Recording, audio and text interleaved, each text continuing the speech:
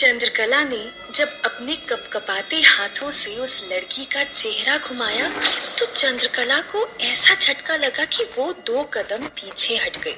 वो लड़की कोई और नहीं बल्कि तारा ही थी। तारा को देखते ही चंद्रकला की आंखों से आंसू टपकने लगे। तारा जिंदा है कि नहीं, इस बात की पुष्टि करने के लिए चंद्रकला ने अपना हाथ आगे बढ़ाया। जब उसने देखा कि तारा की धड़कनें और सांसें चल रही थी, तब जाकर चंद्रकला की जान में जान आई। लेकिन अभी भी तारा बेहोश थी। चंद्रकला आसपास के घरों में जाकर आवाजें लगाने लगी। कुछ ही देर में किसी घर से कोई पानी ले आया तो किसी घर से कोई तारा का शरीर ढकने के लिए कंबल। चंद्रकला ने जब तारा के चेहरे पर पानी के छींटे मारे तो तारा को होश आया, पर हिम्मत तारा में अभी भी नहीं थी। वहां मौजूद 2-3 औरतों ने मिलकर तारा को उठाया और कंबल ओढ़ाकर तारा को उसके घर की तरफ ले जाने लगे। तारा के घर पर अभी भी आसपास के लोगों का जमावड़ा लगा हुआ था। महेश जी और तारा की माँ का रो रो कर बुरा हाल हो रहा था। पत्थरभुज बाबा ने कहा था कि तारा कल सुबह तक वापस घर आ जाएगी, पर सुबह हो गई थी लेकिन तारा अभी तक घर नहीं आई थी। तभी दरवाजे पर किसी की दस्तक हुई। जब सबकी नजर दरवाजे की तरफ गई तो सबने देखा कि दरवाजे पर चंद्रकला और एक औरत मिलकर तारा को कंधे के बल संभाल कर लेकर आ रहे थे। तारा को देखते ही तारा की माँ दौड़कर तारा की तरफ भाग गई। पास जाकर तारा को गले लगाया और उसके माथे को चूमने लगी। लेकिन तारा अभी भी कुछ भी करने की हिम्मत में नहीं थी। वो एकदम निढाल पड़ी हुई थी। तारा की माँ ने तारा को बाहर आंगन में पड़ी चारपाई पर बिठाया। कंबल ओढ़ने की वजह से तारा पसीने से तरबतर हो चुकी थी, इसीलिए तारा की माँ ने उसके शरीर से कंबल हटा दिया। लेकिन जैसे ही तारा के शरीर से कंबल हटा, तारा के फटे कपड़े, शरीर पर लगे नाखूनों के निशान देखकर वहां खड़े लोगों के होश उड़ गए। तारा की ये हालत देखते ही वहां मौजूद लोगों के बीच खुसफुसाहट शुरू हो गई। सब लोग एक ही बात अलग अलग तरीकों से कह रहे थे। एक औरत ने दूसरी औरत से कहा, लगता है उस काले साए ने तारा का बलात्कार किया है। इस पर दूसरी औरत ने कहा, नहीं बहन, काला साया भला बलात्कार क्यों करेगा? मुझे तो लगता है अपने किसी प्रेमी के साथ मुंह काला करवा के आई होगी। ये सुन पास खड़ी एक औरत भी धीरे से बीच में बोल पड़ी, बिल्कुल ठीक कह रही हो। लड़की अपने प्रेमी के साथ भाग गई होगी तो माँ बाप ने बदनामी से बचने के लिए काली साए का बहाना बना लिया होगा। लेकिन उन्हें क्या पता था कि उनकी बेटी इस हालत में मिल जाएगी। वहां खड़े लोगों की सबकी जुबान पर यही बातें थी। ये सब बातें तारा की माँ और महेश जी के कानों में साफ साफ सुनाई पड़ रही थी, जिसे सुनकर उन्हें बहुत ज्यादा शर्मिंदगी महसूस हो रही थी। उन दोनों ने तारा को बाजू से पकड़कर उठाया और ऊपर कमरे की तरफ ले गए। चंद्रकला भी उनके पीछे पीछे जाने लगी। कमरे के अंदर पहुंचकर दोनों ने तारा को उसके बिस्तर पर लापरवाही से लेटा दिया। तारा गिरते गिरते बची। बड़ी मुश्किल से तारा ने खुद को संभाला और अपने बिस्तर पर लेट गई। पीछे खड़ी चंद्रकला ने जब ये देखा तो उसने चौंक कर कहा, चाची ये क्या कर रहे हैं आप? तारा में इतनी हिम्मत नहीं है, वो गिर जाएगी।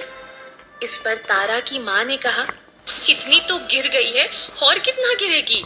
ये सुन चंद्रकला ने पूछा, चाची ये आप क्या कह रहे हो? अगर तारा के साथ ये सब हुआ है तो इसमें तारा की क्या गलती है? जवाब देते हुए महेश जी ने दांत पीसते हुए कहा, गलती ये है कि ये जिंदा लौट आई। अगर उस काले साए ने इसे मार दिया होता या खुद कहीं मर गई होती तो ज्यादा अच्छा था। कम से कम ये बदनामी तो नहीं देखनी पड़ती। चंद्रकला को अपने कानों पर विश्वास नहीं हो रहा था कि कोई माँ बाप अपनी बेटी के लिए ऐसी बातें कैसे कर सकते हैं। चंद्रकला ने उन दोनों से कल रात की पूरी घटना के बारे में पूछा। पूरी घटना जानने के बाद चंद्रकला ने महेश जी से कहा, चाचा जब आपने और चाची ने खुद सब कुछ अपनी आंखों से देखा है तो आप कैसे विश्वास कर सकते हैं बाहर खड़े लोगों की बातों पर? इस पर महेश जी ने कहा, लेकिन सबका मुंह भी तो बंद नहीं कर सकते ना चंद्रकला। जवाब देते हुए चंद्रकला ने कहा, बिल्कुल कर सकते हैं, सबके सामने सच्चाई लाकर, और जरूरत पड़ी तो पंचायत का दरवाजा भी खटखटाएंगे। ये सुनते ही तारा की माँ ने थोड़ा गुस्से में कहा, अरे तुम पागल हो गई हो चंद्रकला, आस पड़ोस में क्या कम बदनामी हुई है जो तुम पूरे गांव में ढिंढोरा पीटना चाहती हो? जवाब में चंद्रकला ने कहा, ढिंढोरा नहीं चाची, सच्चाई सामने लाना चाहती हूँ। महेश जी ने भी अब झल्लाते हुए कहा, हमें कोई सच्चाई बाहर नहीं लानी है, हम तुम्हारे आगे हाथ जोड़ते हैं, हमारी बची खुची इज्जत को इतना भी मत उछालो। महेश जी आगे भी कुछ कहना चाह रहे थे, लेकिन इससे पहले ही पीछे से मरियल हालत में तारा ने आवाज लगाते हुए कहा, नहीं बाबा, चंद्रकला बिल्कुल ठीक कह रही है, मैं चंद्रकला के साथ पंचायत जाने के लिए तैयार हूँ। लोगों का मुंह बंद करने के लिए हमें पंचायत जाना ही होगा। ये सुनते ही तारा की माँ और महेश जी सकते में आ गए। उन्होंने तारा को समझाने की बहुत कोशिश की, लेकिन तारा ने एक ना सुनी। अब जब चंद्रकला ने देखा कि तारा अब कुछ हद तक बातचीत कर सकती है, तो चंद्रकला ने उसे दिमाग पर जोर देकर याद करने को कहा कि तारा, याद करने की कोशिश करो कि आखिर क्या हुआ था तुम्हारे साथ। यहाँ से निकलने के बाद तुम कहाँ गई थी? तारा ने बहुत कोशिश की, लेकिन उसे कुछ याद नहीं आया। हिम्मत करके दबी आवाज में उसने कहा, नहीं चंद्रकला, मुझे कुछ याद नहीं आ रहा, मुझे बस इतना याद आ रहा है, चारों तरफ सिर्फ तेज रोशनी ही रोशनी थी, सब कुछ धुंधला धुंधला दिखाई दे रहा है, इसके अलावा कुछ भी नहीं। कहते कहते तारा बहुत ज्यादा असहज महसूस कर रही थी। चंद्रकला ने उसे शांत कराते हुए कहा, कोई बात नहीं तारा, तुम शांत हो जाओ, हम किसी और तरीके से इस बात का पता लगवा लेंगे। फिलहाल तो हमें पंचायत बुलाने के लिए सरपंच जी को समाचार भिजवाना है। इसके लिए तारा की माँ और महेश जी बार बार मना करते रहे, लेकिन चंद्रकला बाहर गई और तत्कालीन पंचायत बुलाने के लिए सरपंच जी के यहाँ समाचार भिजवा दिया। वहीं दूसरी तरफ इन सब बातों से अनजान पत्थरभुज बाबा अपनी कुटिया में गुस्से में लाल हुए इधर से उधर टहल रहे थे। पत्थरभुज बाबा के गुस्से का कारण यही था कि हर बार की तरह इस बार भी उनका प्रयोग विफल हो गया था। बाबा इधर से उधर टहल ही रहे थे कि तभी उनके दरवाजे पर यामिनी ने दस्तक दी। ये देखकर उनका गुस्सा थोड़ा और बढ़ गया, लेकिन यामिनी की चाल ढाल आज बिल्कुल अलग दिखाई दे रही थी। सीना चौड़े किए हुए यामिनी कुटिया के अंदर दाखिल हुई। पत्थरभुज बाबा के आगे से निकलते हुए यामिनी उनके सामने पड़ी लकड़ी की कुर्सी पर जाकर बैठ गई। ये सब देखकर पत्थरभुज बाबा को क्रोध तो बहुत आया, लेकिन अपने क्रोध को शांत करते हुए पत्थरभुज बाबा ने बड़े ही आराम से यामिनी से कहा, देखो यामिनी, आज यहाँ से चली जाओ, मैं तुमसे बात करने की मन स्थिति में बिल्कुल भी नहीं हूँ। कहीं ऐसा ना हो जाए कि क्रोध में मेरे मुंह से तुम्हारे लिए कोई श्राप निकल जाए। चेहरे पर मुस्कान लिए यामिनी ने पत्थरभुज बाबा से कहा, लेकिन इस क्रोध का कारण क्या है बाबा? क्या हुआ, आपका प्रयोग सफल नहीं हुआ? जैसे ही यामिनी ने ये कहा, पत्थरभुज बाबा के पैरों तले जमीन खिसक गई। लड़खड़ाती जुबान से उन्होंने कहा, कैसा प्रयोग? क्या कह रही हो तुम? ये देख हंसते हुए यामिनी ने कहा, आपकी लड़खड़ाती जबान सब कुछ सच कह रही है बाबा, और वैसे भी झूठ बोलने का भी कोई फायदा नहीं है, क्योंकि आपकी सारी कुकृति मैंने अपनी आंखों से देखी है। ये सब सुनकर पत्थरभुज बाबा के चेहरे का रंग उड़ गया, लेकिन वो ये भी समझ गए कि अब यामिनी से झूठ बोलने का कोई फायदा नहीं है। सीधे मुद्दे पर आते हुए पत्थरभुज बाबा ने यामिनी से पूछा, क्या चाहिए तुम्हें? एक लंबी सांस लेते हुए यामिनी ने कहा, मुझे जो चाहिए वो तो आपको पहले से पता है, पर आज जो मैं आपको बताने आई हूँ वो आपको नहीं पता है और उसके बारे में जानना आपके लिए बहुत जरूरी है। यामिनी की ये बात पत्थरभुज बाबा कुछ समझे नहीं। उन्होंने पूछा, मतलब तुम कहना क्या चाहती हो? जवाब देते हुए यामिनी ने कहा, यही कि ये प्रयोग आपने गलत लड़की पर कर दिया। तारा शांत बैठने वाली लड़कियों में से नहीं है, ऊपर से उसका साथ देने के लिए चंद्रकला भी है। दोनों ने मिलकर पंचायत का दरवाजा खटखटाया है, इस बात करने के लिए कि आखिर तारा के साथ क्या हुआ है।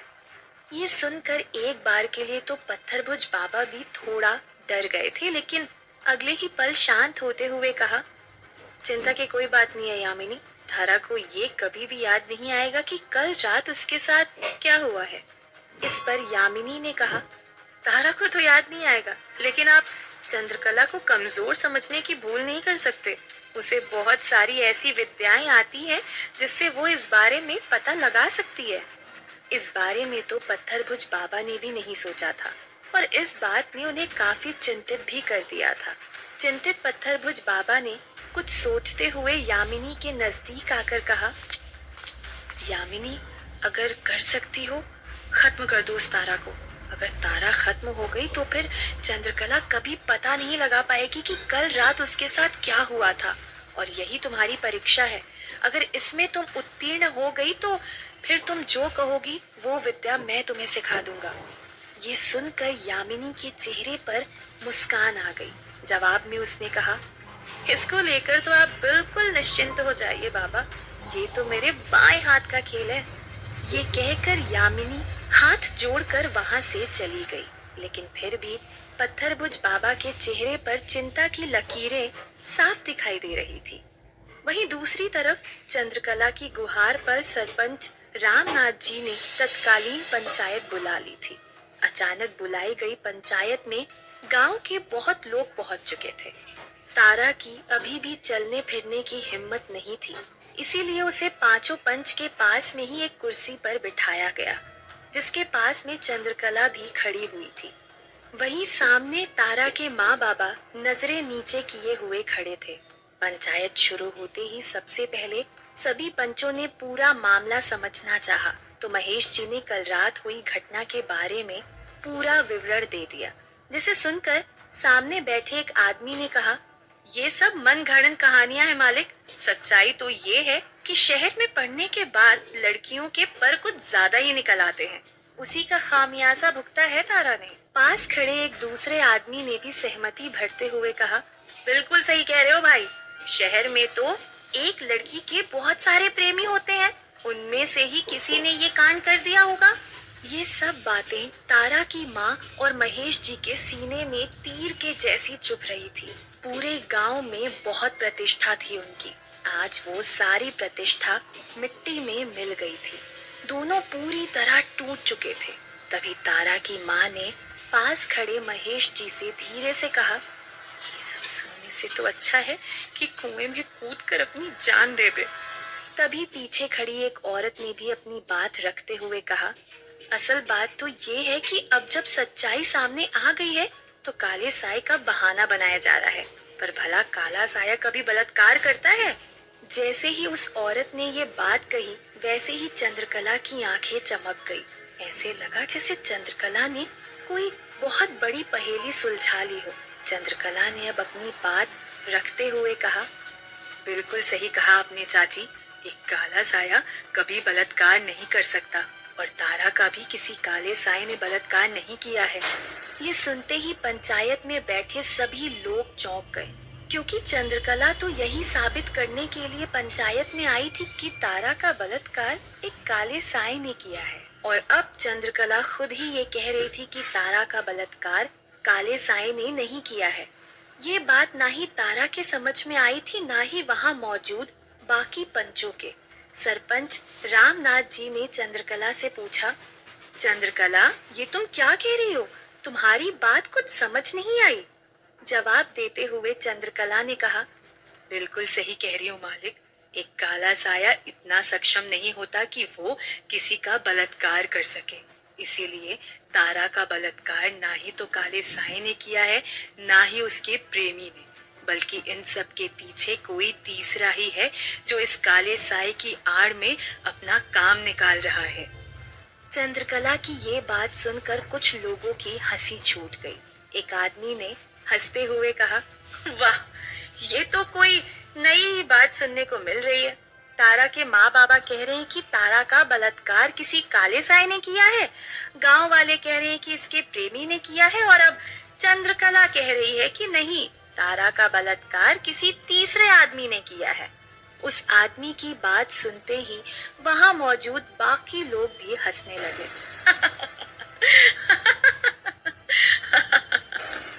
लोग हंस रहे थे और तारा के माँ बाबा की आंखों से टप टप आंसू बहे जा रहे थे। उनके कानों में सिर्फ लोगों के हंसने की आवाजें गूंज रही थी, जो अब उनकी सहन शक्ति के परे जा चुकी थी। दोनों ने एक दूसरे की तरफ देखा। ऐसे लगा जैसे दोनों ने आंखों ही आंखों में एक दूसरे से कुछ कहा हो, और दोनों किसी को बिना कुछ कहे वहां से चले गए। क्या तारा के माँ बाबा ने खुदकुशी करने का निर्णय लिया? और कैसे पता लगाए कि चंद्रकला पत्थरभुज बाबा के बारे में? और क्या यामिनी तारा को मारने में सफल हो पाएगी?